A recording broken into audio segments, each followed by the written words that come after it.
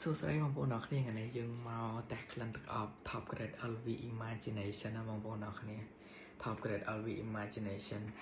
ដោយសារតែខ្ញុំធ្លាប់តេស្តទឹកអប់ហ្នឹងនៅផ្ទះមិត្តភក្តិខ្ញុំដែរ Original LV Imagination ចឹងចង់ដឹងថាក្លិនវាមិនយ៉ាងបងប្អូនអរគ្នាថាដូចស៊ីនហ្នឹងប្រហែល%តើឥឡូវយើងតេស្តក្លិនអរគ្នាអូណាស់អរគ្នា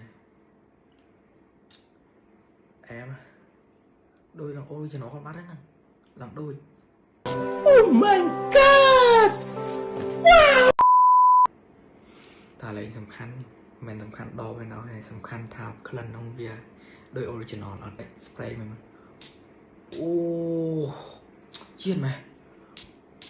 មើលម៉ែអានេះថោកក្រែហ៊ានបាញ់ចឹងមកថោ original វិញក្រខ្លួនមកបាញ់ប៉ុណ្ណឹង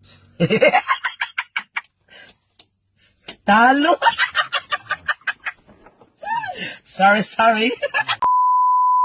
ឡូវយើងតែក្លិនអស់គ្នាបងប្អូនអូក្លិនវាបែប fresh ហើយបែបក្រួយបងប្អូនអរគ្នាអញ្ចឹងសិស្សសាលាសិស្សអីឬក៏ទៅលេងសមុទ្រទៅលេងវាលភ្នំឬក៏ទៅលេងខាងសមុទ្រខាងអីឬក៏លក្ខណៈថាខែក្តៅសាំមើអីគឺត្រូវបងប្អូនអរគ្នា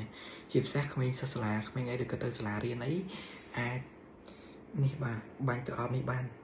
វាហើយតាមមួយវាត្រូវនៅរដូវប្រទេសកម្ពុជាយើងទៀតបងប្អូនអរគ្នា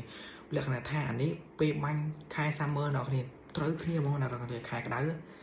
ត្រូវហ្មងព្រោះលក្ខណៈក្លិនវាក្រួយណាស់គាត់ហើយ fresh ទៀតអញ្ចឹងបាញ់ទៅវាអារម្មណ៍ស្រស់ស្រាយជាមួយនឹងខែក្តៅឬក៏ទៅលេងសមុទ្រអីចឹងឥឡូវសាកបន្តិចទៀតណាចាំមកញៀនក្លិនបងប្អូនអរគ្នា recommend មែនតើសម្រាប់ខែក្តៅឬក៏បាញ់ទៅសាលារៀនអ្នកនរគ្នាឬក៏ទៅលេងសមុទ្រលេងអី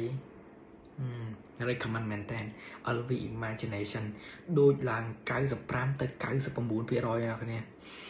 ដូចម៉េះបិទមកអ្នកគ្នាអត់ដឹកស្មានសោះថាថោកគេធ្វើឡើងដូច